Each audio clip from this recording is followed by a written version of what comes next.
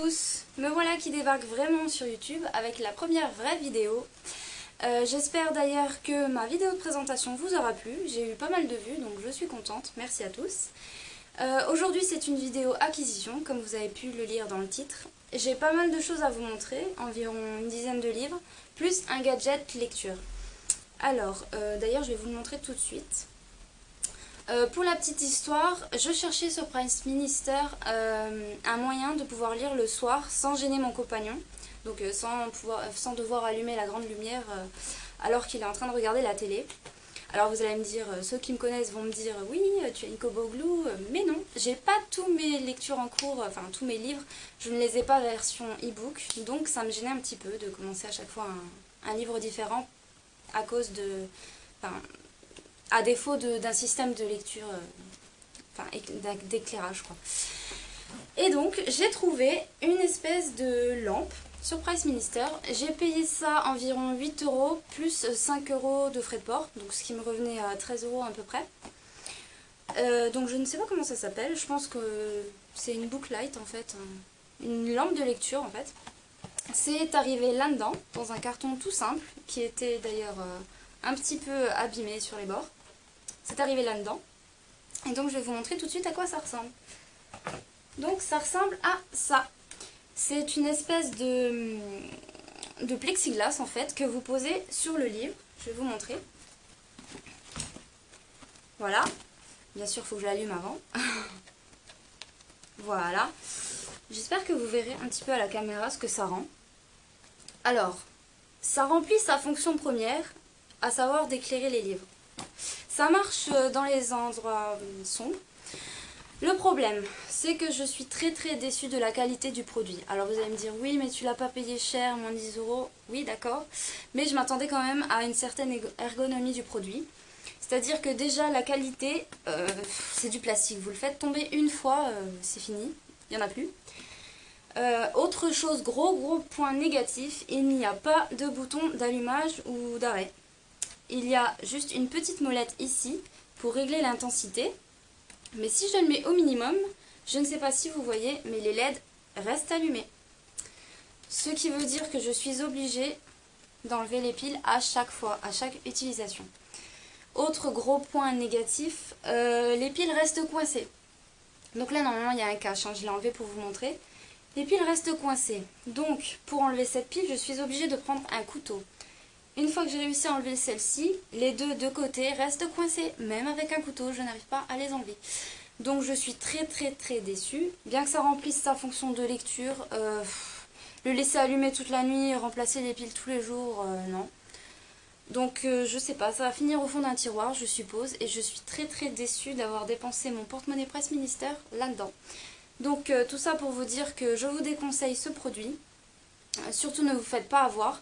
J'avais vu ça dans une vidéo YouTube américaine et ça existe en marque mais c'est très cher. Je crois que c'était Philips la marque. C'est très cher, je crois que c'était presque 100 € voire plus. Et donc voilà, j'ai voulu tester, je me suis fait avoir. Donc pour ne pas que vous vous fassiez avoir aussi, je vous déconseille ce produit. Voilà, c'était le petit gadget de la semaine. Maintenant on va passer au livre. Premièrement, c'était un cadeau de mon meilleur ami en retard pour mon anniversaire qui était en avril. J'ai reçu Multiversum de Leonardo Patrignani aux éditions Gallimard Jeunesse. Alors déjà, je vous avoue que la couverture, je suis tombée sous le charme. Je vous montre un peu. Même la tranche est magnifique. Il est déjà lu mais pas chroniqué encore sur le blog. Je l'ai lu à l'occasion d'une lecture commune avec Chloé. Et le problème c'est que depuis que j'ai lu ce livre, je suis en pleine panne livresque. Il m'a tellement demandé de concentration et d'attention ce bouquin que j'ai vraiment du mal à commencer autre chose. Donc pour l'instant j'ai commencé Enclave de Anne Aguirre je crois. Et ça a l'air de se passer bien, donc, mais bon j'ai dû changer plusieurs fois de livre pour me remettre dans le bain. Donc Multiversum. Ensuite, d'une commande de France Loisirs, parce que je devais faire mon achat de saison, comme vous le savez, j'ai décidé de terminer mes sagas, voire de continuer, pardon.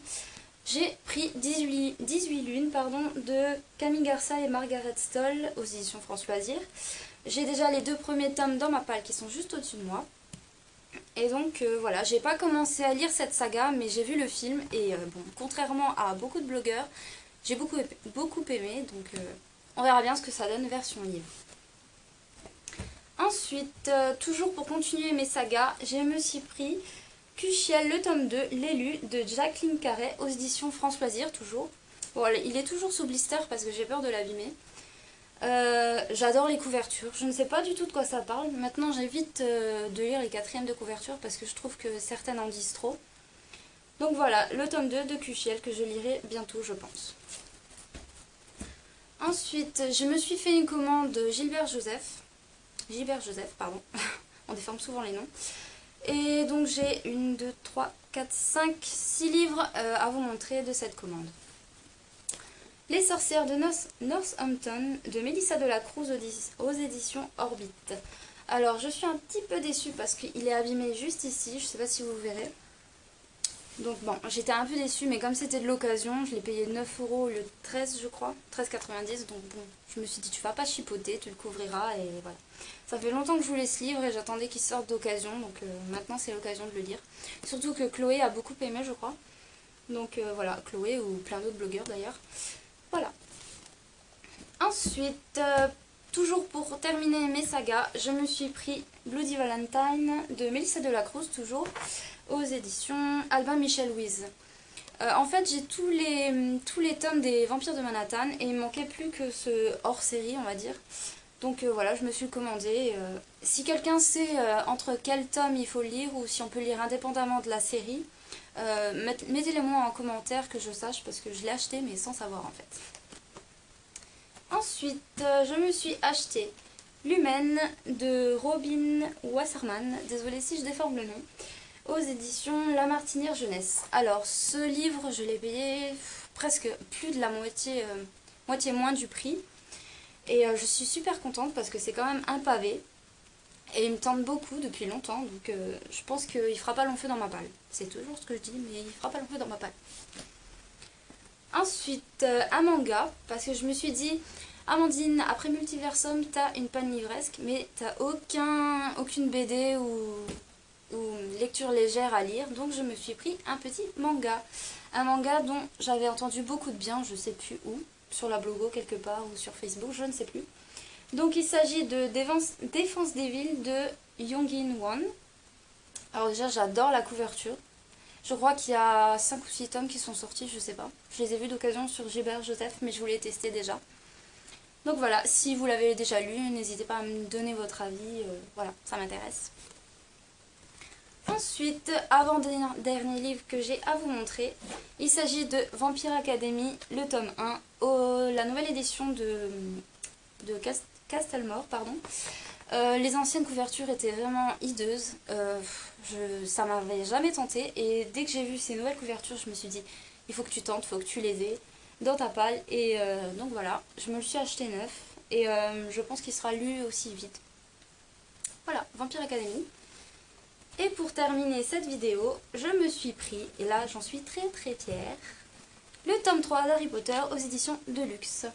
J'ai déjà le tome 1 et le tome 2 dans ma palle et franchement c'est des livres vraiment de qualité.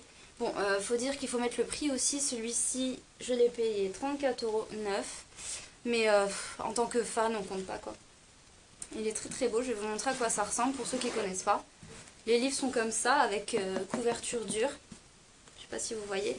Et c'est doré sur toute la tranche côté page. Et franchement, je trouve que c'est vraiment des livres de qualité. J'adore quoi. J'ai déjà les 2 premiers, il m'en manque 4 maintenant, mais il faut le budget qui suit. Donc voilà, c'était tout pour aujourd'hui. J'espère que cette vidéo vous aura plu. Je suis désolée si je bégaye un petit peu, c'est ma toute première vidéo et je voulais pas la recommencer 20 fois. Donc j'espère que ça vous aura plu et que ma chaîne YouTube vous plaît.